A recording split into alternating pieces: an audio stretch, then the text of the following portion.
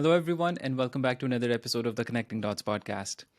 On behalf of the Connecting Dots team, I'm very excited to be bringing you a fantastic personality for today's podcast. He's none other than Craig DeMartino, who is a paragliding world champion. So in this upcoming conversation, since we are coming from very different professional backgrounds, so we'll possibly attempt to learn more about the sport itself and to learn about some of the reflections from Craig's journey itself. So, Craig, we're very excited to have you on board today. Thank you so much for being here with us. And how had your day been so far? Thank you. Thank you for having me. So far, so good. I actually was climbing this morning, so came back in and now get to hang out with you guys. So it's good. Awesome. Perfect. We'll get started then. So first of all, Craig, share a brief summary of your professional journey with us so far, starting off from the origins of your interest in the sport and how is it going so far? So I actually started climbing. I had no idea what climbing was really. I grew up in Pennsylvania and I was an outdoor kid, but I didn't really I didn't know climbing. So I went to a bachelor party of all things. A buddy of mine was getting married right when we were graduating college, and he took us rock climbing. And I thought it was just the most engaging thing I had ever done. It was fun. It was exciting. It was this kind of cool puzzle that you had to work on. And kind of from that day on, I was about 19 years old then. I just said, okay, I just want to do this as much as I possibly can. Really no desire to do it as a job. It was more like, I just want to be a climber, and that's what I'll do. And I graduated that same year with a degree in photography and design. And my focus was journalism. So I went into that field, got a job as a photographer, worked for Associated Press. And I did that for a really long time. And that I would have probably stayed on that path. I would have just been a climber and a photographer, just kept going. But then in 2002, I got accidentally dropped 100 feet. And so when I was climbing, hit the ground from 100 feet up, and that just destroyed my body. And so my photography got put on hold basically while they kind of put me back together and I healed and not sort of healed, and then got out of the hospital and went back to my life. And at that point, just because I decided to go back to climbing after the accident, the amputation of my right leg, some companies got interested in me. And so we started these dialogues, these very kind of open-ended dialogues of what would this look like to be a professional climber, an adaptive climber? And we kind of started to put that little machine together, and it was very odd at first. It wasn't because there wasn't a rule book oh, this is what you do. I knew what a professional climber was, but an adaptive thing was so different. And so that was 24 years ago, and I've been a climber for 34 years. And so it's been going lovely. I wouldn't, it sounds funny, but I wouldn't change it. It's good. Excellent. And honestly, Craig, I'm sorry that, you had to go through such tough circumstances in your life. But honestly, the biggest thing that I can see is that how you've changed the whole situation by your perspective, that you didn't accept the defeat and you kept going through adversity. Right. And then even after that, now look at yourself, you still won those championships. And I think that's a big inspiration for at least myself, if not anyone else, to be honest. No, thank you. I appreciate that. That's very nice. Cool. Absolutely. So, Craig, moving on, I want to ask you about the expeditions that, let's say, either if you are going solo, if you're going as part of a group, what sort of risk planning or assessments or pre-study that you guys have to professionally undertake before you prepare yourself to finally go on a certain expedition or a climbing journey? Yeah, and climbing is interesting because climbing is all about risk management. And so a lot in the business world is the same thing. You're always looking at the risk and what is your risk tolerance? That's what we call it in climbing. And so what we would do is if we're going on an expedition, if we're going to an area to climb in, you start to look at the ethics of wherever you're going. So if it's a different country, you want to get a vibe on how they look at climbing, how they look at climbers, how they look at tourism. And then once you're there, you want to kind of click into whatever that group there is. So there's climbers all over the world. I've climbed all over the world, and you get to meet these different kind of subgroups, and then you kind of fit yourself into that subgroup while you're there. So we always try to be very respectful when we travel. Here in the States, it's pretty easy because I know how the United States looks at climbing. So I can go to any climbing area in the country and you're going to fit in pretty well. Right now I'm in Puerto Rico, doing some teaching and climbing down here. And here the ethic is different, even though it's a US territory. You just want to know what they're expecting of you as a climber. And so we just always try to be respectful. We try to do our due diligence before we even leave to go somewhere so that we know, okay, when we step in, this is what it should be like. Of course, with anything, when you plan, you do everything you can, there's always still surprises. And I think that you learn to roll with that and kind of figure out what you need to do to make it work. But climbers in general, and I think traveling in general is just such an amazing way to see the world. And so, we love it. I love doing kind of geeking out on the areas and like figuring out what's what and how things work. I love that. And so my wife and I kind of just piece all that together. It's quite fun. Interesting. And honestly, one of the best inventions that I can think of as far as extreme sports are concerned are GoPros and drones, because then as like someone who's not part of the excursion, we get to see exactly how you see the view. And oh my God, I remember I was at a friend's place once and I saw the documentary of Alex climbing Yosemite. And I was like, oh my God, look at the views. Right. And drones are amazing. Drones have really changed how we even look at a cliff, because before you knew the cliff was somewhere and but you couldn't see it. So you had to hike to it. Where now, like you can fly a drone and figure out what the best way to get to the cliff is. It's actually quite savvy to use, and we love drones. Yeah. Exactly. Nice. So moving on, Craig, as far as making a sustainable career out of any of the extreme sports, and in this case specifically being an adaptive climber, what would be your thoughts about it? So let's say if somebody wants to pursue this full time, how can they make a sustainable career out of it? It's an interesting question. I've been thinking about it a lot since we talked initially, and it's such a strange niche. So like just climbing alone is a strange niche. So I know obviously lots of professional climbers who make their living doing this. But that said, when you then add in the adaptive piece, that's even a smaller niche of that small niche. So it's like weird to figure out how that all works. What I tell people now, if you want to make climbing your life and your job, you basically have to commit to doing it anyway. And so climbers are pretty famous for, I'd be climbing anyway. So if somebody was going to pay me, holy crow, that's amazing. But you kind of have to have that mentality of when I started climbing and realized, okay, this is what I want to do my whole life. I thought, I'm going to do this anyway. So if I could get some, at that time, my head was like, if I could just get some free gear, that'd be amazing. And that's kind of how you start off in this field, is you first start working with companies. They'll give you free gear like ropes, shoes, climbing equipment, things like that. This stuff's really expensive. So that really does help.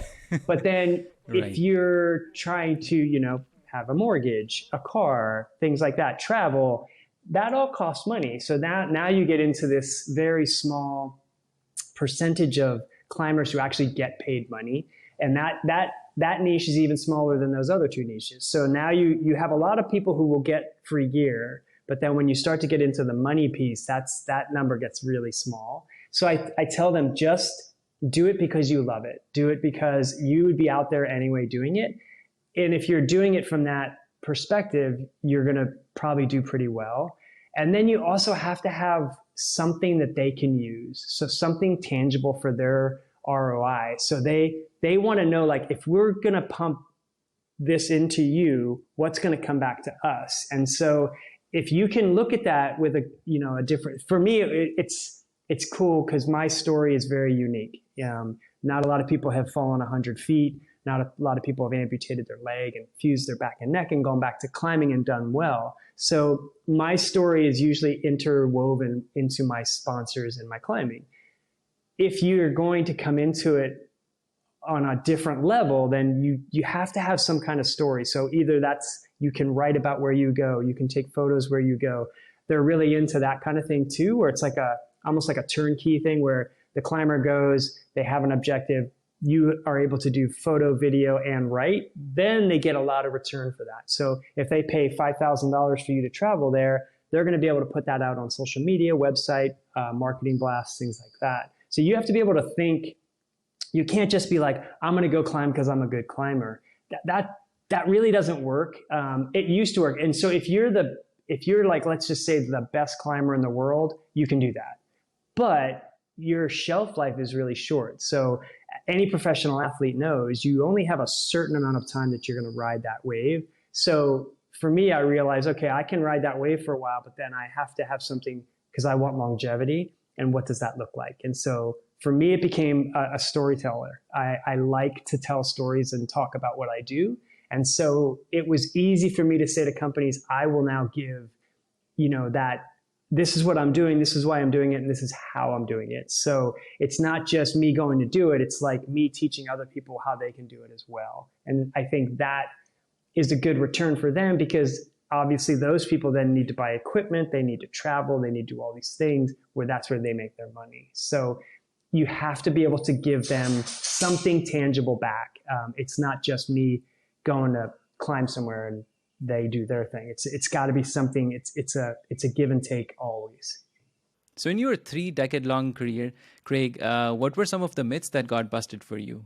I think the biggest thing that I learned was if you're climbing, you're only going to be relevant for a short period of time.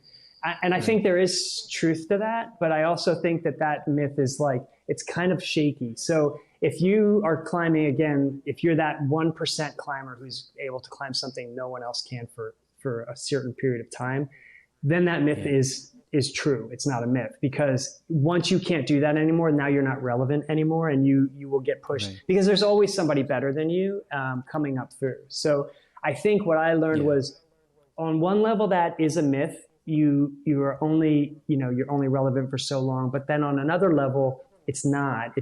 You can be relevant and not be that 1%. So, and I'm a prime example of that is that I was at that 1% for a long time. I still climb at a high level, but there are climbers who climb harder than me, but they don't have the story or the storytelling ability that I have. And so I'm able to parlay that into longevity. And so any athlete will tell you, we just want longevity. We just want to be able to be doing what we're doing as long as we can. And so that kind of demystified all that for me and made me go, oh, you can keep this going, even though people say you can't. So it's kind of nice.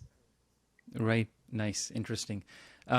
So other than that, if you were to talk about, again, surprises in your expeditions, so what are some of the techniques that you use for handling stress? Because at times, let's say if somebody got hurt or somebody got stuck somewhere, somebody needs help, or even if you yourself, you need a little break and then you need to continue onwards. What are some of the techniques that you deem are essential when doing such or when becoming a part of such a sport? Right. And this is one of the coolest things climbing teaches us is climbing teaches you to break everything into small manageable chunks. So when we look at a climb, so say like Yosemite, you mentioned Alex's climbing on Freerider. I've climbed that route. I've climbed El Cap 5 or 6 times. I always forget how many. And so when you walk up to El Cap, it's 3,000 feet tall. You literally can't see the top. It's that tall. So if you look at that whole thing, your mind will just melt. You will not be able to climb. You'll be too nervous, too scared. But what climbing teaches you is we climb one pitch at a time, and a pitch is basically a length of rope. It's 220 feet roughly. So you break that 3,000 feet into manageable chunks of one pitch at a time. And then within that pitch, you break it down even more to like certain moves at a time. And so when I'm working on a route, like a long route like that, I might have to practice some sections over and over and over and over till I learn them and I can execute those when I'm climbing. We don't want to fall. We want to try to do things without falling. So climbing teaches you that those manageable chunks are how you can actually do something big. And I think that when you're young and you're climbing, you don't see that. You just want to go and just go as hard as you can, but you end up running out of resources because all of a sudden you're too tired, you're too hungry, you're too stressed. Climbing is a high stress environment. When climbing goes well, it's fantastic. But when it goes sideways, it can be catastrophic. And again, I'm the perfect example of that. And so you you realize like, okay, as long as I'm taking this on these small, controllable, manageable chunks, I can actually do something bigger. And I think that teaches you to be calm. Climbing, if you're stressed and worked up, you're never going to climb well because you're too tense the whole time. Climbing teaches you to relax and kind of, they call it the flow state. You want to be in that flow state where you're just moving and executing moves on a vertical canvas. And it's very creative. And that's one of the things I love about it. So those things carry over to real life. When I teach people now, like when I teach people with disabilities how to climb, I tell them anything that I teach you here applies in your real life. When you're in a relationship, communication is key. Same in climbing. When you're in life, breaking your job into small manageable areas makes you successful. That comes from climbing. For me, it all kind of interlocks and weaves together. And I love that. And I think that I learned so much from climbing and apply that to so many different areas of my life now. Right. That is very beautifully put. So, Craig, maybe this sounds a bit cliched, but let's say while you're climbing up there, what exactly goes in your mind? Like, what are you thinking about at that time? Yeah. Is it, is it that adrenaline rush? Is it family? Is it yourself? What goes in the mind? It's so funny. Like people ask that a lot. Like when you're up there, where's your head? And for me, climbing is one of the few things that I do that when I'm doing it, I'm really not thinking about any other stuff. I'm not thinking about my wife or our kids or anything. You tend to be focused on what I call your window of opportunity or your window of influence, which is about 3 feet in front of you. So that means within that 3 feet, I can control the outcome of things. If I grab a hold a particular way, if I move my feet a particular way, I can control those outcomes. Outside of that, I don't really have any control over those things. So again, it's those manageable chunks of what I'm doing. And so when I'm climbing, I'm really just focused on that 3 feet in front of me. And I think that, every now and again, like if I'm at a place where like, if we get to a ledge and we're resting, then you do think about other things. But like when you're in the act of climbing, you're very focused. And I think that's actually one of the things that makes climbers want to do it more because, our life is, you're bombarded with things, social media, all this other stuff. It's like boom, boom, boom, boom, boom. Whereas climbing takes that all away and makes you just focus on that one thing. And I really enjoy that presence of mind. Right. It's like everything fades away. Yeah, that's exactly right. And there's just, I just don't have anywhere else in my life that happens.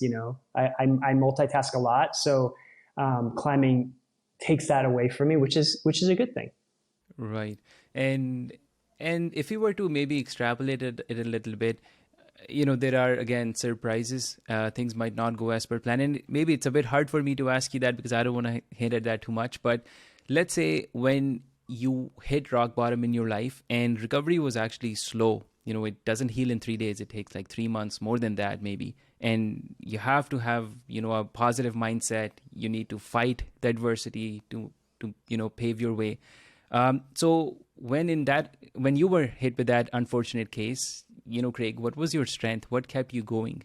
My biggest thing was when it happens, you immediately shift into like survival mode, right? Like that's what you do. That's what, as a human. But I think once it all settled, then I was able to talk to my wife a lot. She was obviously with me through the whole thing. She wasn't with me when I got hurt, but she's a core climber as well. She's climbed as long as I have. So being able to use her as a sounding board, like, okay, this is what the doctors are saying. What does this mean to me? How are we going to use this to move forward? And I think realizing that when you're in these situations that are so horrific, that it's a fluid situation. Nothing is cast in stone. So when you get hurt, whatever, if you get hurt on a Monday, Tuesday, you're different. Wednesday, you're different. It all changes very quickly. When you're in it, it doesn't feel like it's changing quickly. It feels like you're in a prison. But as you start to kind of move away from that event and that event becomes a catalyst for you to move forward, I think you really start to see, okay, this is all changing all the time. So good or bad, some days you feel great, that's going to change. Some days you feel horrible, that's going to change as well. And I think that once I understood that, like, oh, okay, this is a moving target, I think I was more at peace with it and then was able to just let it run its course. And like me kind of, instead of trying to force it, I became more reactionary to it and just saying, okay, this happened now, I'm going to do this, X, Y, Z. It always changes. And I feel like that's actually kind of empowering. When I amputated my leg, that was a decision that I made so that I could go back to climbing, because the accident was just kind of kept taking and taking and taking. And so I felt like I was at the bottom, and me in my head, amputating my leg was my way of kind of taking some ownership and moving forward, and as opposed to just like spinning my wheels in this fluid state that I couldn't just get any traction in. So all of a sudden, by doing that, what is a huge decision ended up being this really good catalyst to move me out of that slippery slope that I was on, and kind of started my trajectory back to where I wanted to be. Right. That's excellent. And I'm very glad to hear that, that in such cases, your family comes together as a unit and they support and nurture the one who's going through such a catastrophe. And that's such a beautiful thing to share. So other than that, Craig, if you were to talk about leadership, so let's say when you are either going again solo or maybe as a group leader, as a leader, what is your primary focus? Is it like survival of the group, keeping them together? What are some of the things that you can recall would be essential traits in terms of leadership? And I think in a climbing situation, when we're doing these trips or doing hard climbs, obviously you want everyone to stay safe. That is your first goal. After that, though, it becomes basically a management of like who's going to do what best and help the whole team, as opposed to their individual purposes. So when we have people on teams, we always try to be very careful about who we pick on these teams, because if you have that one person who is only interested in doing what they want to do, that's actually going to end up being such a horrible deficit for the entire team. So if you want a team success, then you have to have a team. You can't have a team plus one person. So it's being able to find that team, and then as the leader of that team, bring out the best in those individuals and let them thrive. And my big thing is I like to give people ownership of things. I don't want everyone to think like, well, Craig is in charge, so he's going to tell me what to do. I will do that to a certain extent, but I want the individuals to be making choices, because then they have ownership. And when they have ownership, then they're more apt to want to do things. And climbing it's not always fun. You're moving heavy loads up sides of cliffs. You're moving camps, you're moving, the weather's not good. Sometimes it's hot, sometimes it's snowing, sometimes it just sucks. You're hungry, you're tired. And so in those situations, the stress levels are even higher. So if you've empowered them to have ownership of it, then those become kind of laughing points. We call it type 2 fun. So when you're doing it, it's not that fun. But then when you look back on it, you're like, that was still pretty fun. So if you can let them kind of run with what they have, then I think that they have more, they want to see it do well. They're not so worried about their own thing. And then you're going to have people on the team who are stronger and who are weaker. And that's a good thing too, because then you're pulling people along. Everybody's kind of helping each other strive to do something really huge. And I think as a team, then you can do that. But you just can't have those individuals. If you want to be an individual, then you just do it. You do it with one partner. If you want to do a team, those are two very different things. And I think being able to keep morale high, that's another key leadership thing. When you're climbing, like let's use El Cap again. The last time I climbed it took us 5 days and 4 nights. That means 5 long days of setting up portal edges and making dinner, and you're tired, and it's just, it's a lot. And so being able to keep morale up is a good thing. You have to be able to do that. And so, you got to know what motivates your partners, and it ends up being like this really cool relationship where you want them to succeed. They want you to succeed. It's like this really cool organism that kind of morphs together and then moves up this vertical terrain. So I think those things all together end up making you a good leader. Excellent. So maybe relating to this question as well, again, either solo or as a group, do you guys have any cool traditions or climbing rituals? Just for funsies? So for funsies, so climbers are really, at least all the climbers I know, are incredibly motivated by food. So usually what we'll do is like you always, if it's a long climb where you're hauling gear up with you, then you always bring stuff to make like the end of the day better. So if you make dinner, so chocolate, some guys, I'm not a drinker, but I've climbed with people who bring beer. hard liquor like whiskey, just something to motivate you at the end of the day where you're like your joints hurt, you're just tired, you just want something to like relax with. So I think climbers are just we'll just build food around everything. So if I'm on a climb for like a day that's this long and hard, you just end up fantasizing about what you're going to eat when you get down, and it's the weirdest thing. I used to think it was just me and my wife, but man, almost every climber I know, without fail, is the same way. They're just like, oh my God, when I get off this freaking mountain, I want to have a milkshake or whatever. Because climbers are very, obviously fitness focused, and you're always training and doing things. But man, when you're just like tired and you can just like focus on it, oh my God, food is such a good motivator. Yes. Yeah. Nice. So switching gears a little bit, Craig, if we talk about your academic journey, you went to school for something totally different. So how did that turn out to be for yourself? I wouldn't change it at all. I think photography and design were where I was where I should be. And it taught me a lot about communication. It taught me a lot about creativity. And it taught me a lot about just like, okay, if I want to be successful, how much work I have to put in. And I because I was climbing at the same time, I started both those journeys at the same time. I saw things from climbing really help my photography, because when you work for Associated Press, every day is different. You walk into all these different scenarios where you have to be able to adapt and evolve. And if you don't, you're going to either get hurt, or you're not going to get the shots that you need to keep your job. And so, I've been shot at, I've been kicked, punched, all these weird things that you don't think are a job, but like that's part of the job, because you're in these spaces where people don't want to be photographed all the time. And so you learn, and I took climbing right along with me and learned like, okay, if I can communicate better, maybe that's not going to happen. And so that actually helped my photography a lot. When I got hurt and decided to move away from it, it wasn't like a boom overnight, I'm not going to do that anymore. I was still a photographer after I got hurt, and I did it for probably 5 years after I got hurt. But then opportunities just kept presenting themselves. I started to do media, I started to do some writing and some other video stuff. So once I felt like, okay, I can step away now, then it was like a slow transition. But I still love photography. I love that I went to school for it. I love the design ethic that I have.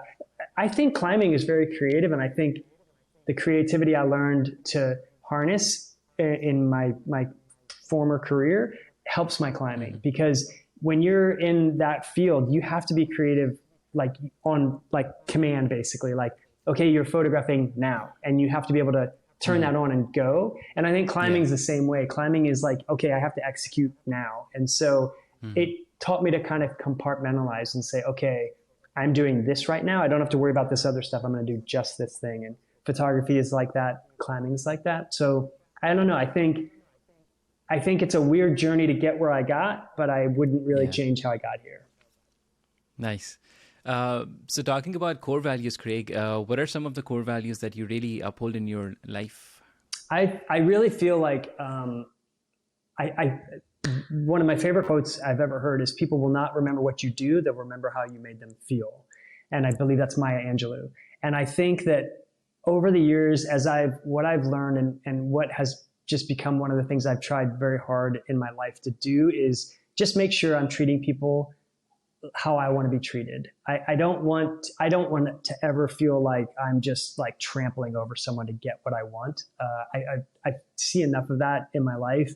I just feel like in the adaptive community, I've seen so many people get shattered, and I see the toll that takes on a human. And I think that when they can meet someone who has this value of valuing them, I feel like that's a really amazing gift to give to anyone, because people did it for me and continue to do it for me. When people talk to me and really talk to me and see me, you just feel so valued. And I think that's what they remember. And I think that's probably my biggest core tenet, is just realizing that this is a human being that I'm speaking to, and giving them my attention, giving them the presence to be with them, and not be so distracted, and just being with that person. And I feel like they know what you're doing, and they appreciate it just like I appreciate it. So that one, and I'm a big fan of honesty. And I think people now, it's like things get blurred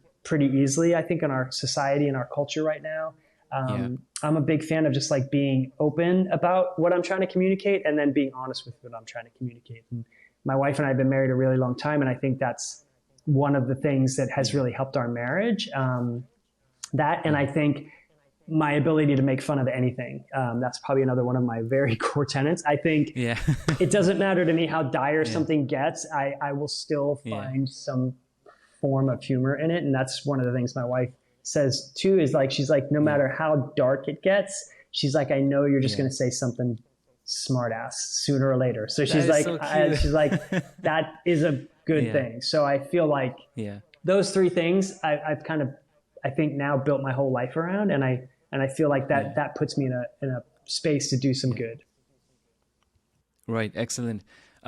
So now if you were to talk to you as an instructor instead of a climber, so when you're training people for these kind of tough climbing situations, both in terms of fitness and in terms of just training in general, what do you focus or emphasize the most on? Depending on how experienced the climber is, so I work with a lot of new climbers. So for me, when I'm climbing on a personal note, I climb like 5 days a week. So when we take people out climbing, I tell them, you're not going to climb 5 days a week right away. What we're going to do is we start very slowly. It's a very slow learning curve. So what I want them to do is start to just get the enjoyment out of it first, and then we'll move to training. Because if you start training right away, it just gets boring, and you don't really see the end. Like, you're not sure why you're doing what you're doing. As opposed to if you're climbing and you really enjoy it, then if I say, okay, now we're going to do a bunch of core work, a bunch of hand work, and hand work, I mean pull-ups and work on your forearm extensors, things like that, and how that relates to your core. Because climbing all comes from our hips and our core. This is where all our power is. So we want to be able to harness that, and you can do that with certain techniques. So what I try to do is get them interested in climbing first. Then I introduce really simple techniques to make them better quickly. Because what will happen is when they start, they'll advance really fast, and then they plateau. And so what I want to make sure is when they hit that advance, that they're happy, and when they hit that plateau, I can help them get out of that. And so we can teach them, once they hit the plateau, here's how you move past that. Now we do have to do some training, because your climbing is going to get so far on just being excited about it, and then it's going to start to get hard. So when it starts to get hard, here's how you can train. And so we teach, there's weights that we can teach. There's core work that we do, there's hand work that we do, and then there's mileage is what we call it. So basically climbing a lot. So exposing yourself to different scenarios in climbing makes you a better climber, because you have more skill to pull from. So teaching them like, okay, let's make your skill bucket bigger now. And so how do we do that? Different terrain, different areas, different types of climbing. And then that whole package becomes a better climber eventually down the road. But most of the climbers we work with will probably only climb like 3 to 5 years is what I've noticed. People get busy, life happens, things distract you or whatever. So I feel like they all of a sudden get, and sometimes they'll like loop out and then loop back. And so all the things that we teach them are still easily applied, even if they step away from it. So we start slow and we build slow, and then hopefully we have longevity. Excellent. So Craig, talking about public speaking, in my opinion, I think it's an essential trait other than any of the technical skills that anybody can learn in any of their job roles. So in your opinion, how should one go about developing strong storytelling skills as well as just to become a good communicator in general? Yeah. The most simple thing I will say is just be real. Just don't feel like you have to impress people. Just be real and just tell them what you're thinking and doing. And when I get in front, the first time I spoke it was a dumpster fire. It was horrible. And I don't know anyone who stepped in front of a crowd for the first time and went, oh my God, that was the best thing I've ever done. So me learning, okay, I don't have to be eloquent. I just have to be honest. And I think when you're honest, people know you're being honest and they pick up on it. And when I speak to groups now, I speak to a lot of businesses on leadership and businesses on perseverance, things like that.